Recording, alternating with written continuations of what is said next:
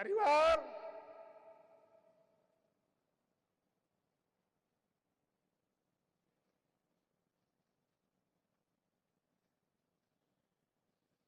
सब कुछ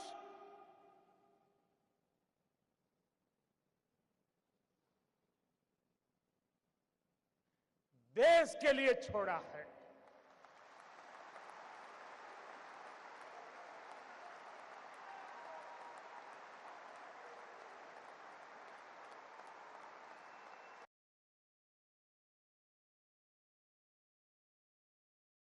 कुछ लोग होते हैं मजबूरन कुछ गलत करना पड़ा हो। सब लोग बेईमान नहीं होते जी, सब लोग चोर भी नहीं होते कि मजबूरन कुछ करना पड़ा होता है। वे अगर उनको मौका मिले तो सही रास्ते पर आने को तैयार होते हैं और ये संख्या बहुत बड़ी होती है।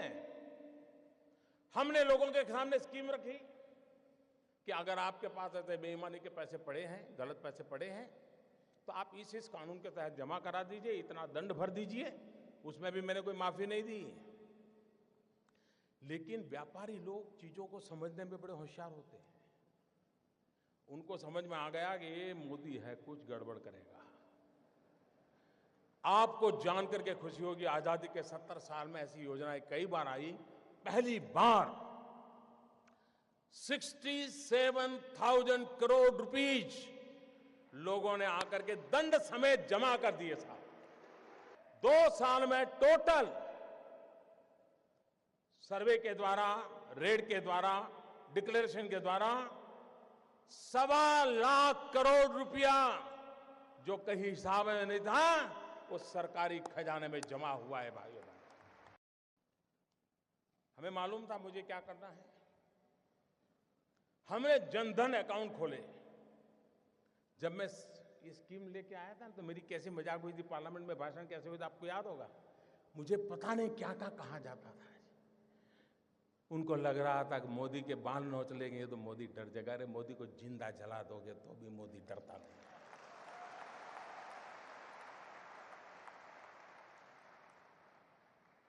उसके बाद हमने प्रारंभ में आकर के एक काम लिया, प्रधानमंत्री जनधन योजना के द्वारा गरीब से गरीब का बैंक अकाउंट खोलना। उस समय लोगों को समझ नहीं आया कि मोदी बैंक अकाउंट खोला कौन रहा है। अब लोगों को समझ आएगा कि इस बैंक अकाउंट का क्या फायदा होने वाला है। लेकिन लोगों को लगा नहीं, जैसे हर पॉलिटिकल काम होता है वैसे ही पॉलिटिकल काम नहीं था। मैं धीरे धीरे देश की आर्थिक तबीयत सुधारने के लिए अलग अलग दवाइयां दे रहा था। मैंने तो कहा था कि 0 रकम से आप बैंक अकाउंट खोल सकते हैं, लेकिन मेरे देश के गरीबों ने बैंकों में जनधन अकाउंट में 45,000 करोड़ रुपया जमा करवाया। दोस्तों, 45,000 करोड़ रुपया।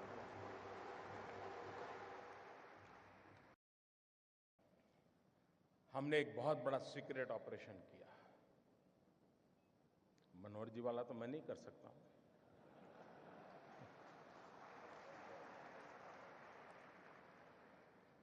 दस महीने से काम पे लगा रहा। एक छोटी विश्वस्त टोली बनाई, क्योंकि इतनी नई नोटें छापना, नोटें पहुंचाना बड़ा कठिन, चीजें छिपाना बड़ा सीक्रेट रखना। वरना ये लोग ऐसे होते साहब, पता चल जाए तो साहब अपना कर लेंगे। और 8 तारीख रात 8 बजे देश का सितारा चमकाने के लिए एक नया कदम उठा लिया। दोस्तों, मैंने लड़ाई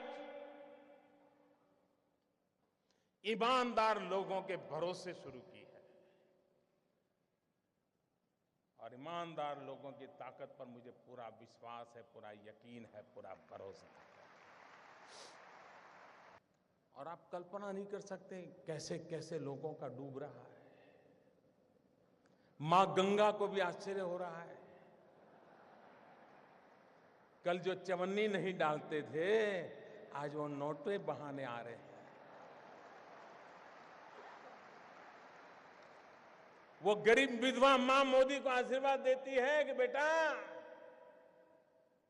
कभी बेटा या बहू देखते नहीं थे, कल आए थे 2.5 लाख बैंक में जमा कराने के लिए,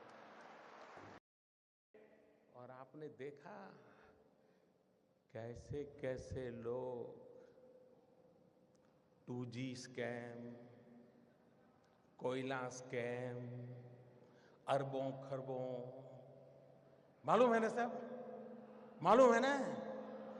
आज 4,000 रुपया बदलने के लिए लाइन में खड़े रहना पड़ता है जी। 70 साल से जमा किया हुआ, महंगे से महंगे ताले लगाए थे। कोई पस्ती लेने वाला नहीं है, पस्ती लेने वाला नहीं है। भिखारी भी मना करता है, ये साहब 1000 का नोट नहीं चाहिए। मैंने सिर्फ देश से 50 दिन मांगे हैं, 50 दिन। 30 दिसंबर तक मुझे मौका दीजिए मेरे भाइयों बहनों।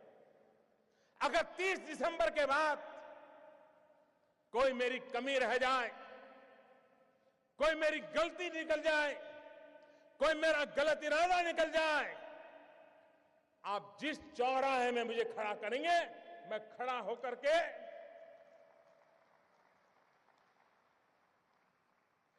देश जो सजा करेगा वो सजा भुगतने के लिए तैयार हूं। लेकिन मेरे ईमानदार देशवासियों, आइए मेरे साथ चलिए।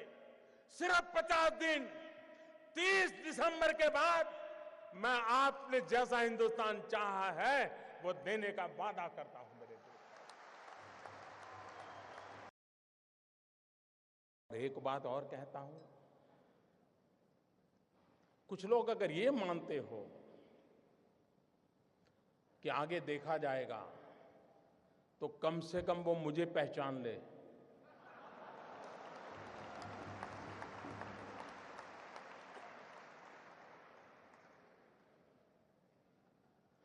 देश आजाद हुआ तब से अब तक का आपका कच्चा चिट्ठा मैं खोल दूंगा।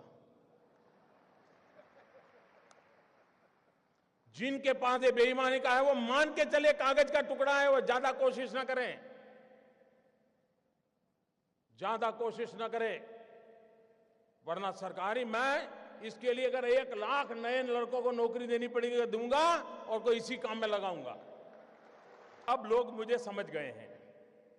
इतने दिन उनको समझ नहीं आया, लेकिन जरा ये डोज ज्यादा आया तो समझ आया। लेकिन ये एंड नहीं है, ये पूर्ण विराम नहीं है। मैं आज खुल करके कहता हूं, ये पूर्ण विराम नहीं है। देश में भ्रष्टाचार, बेईमानी बंद करने के लिए मेरे दिमाग में और भी कई प्रोजेक्ट चल रहे हैं।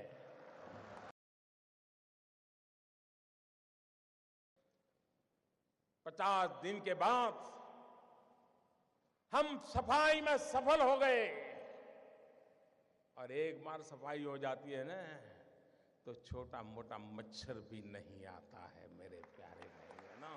छोटा मोटा मच्छर भी नहीं।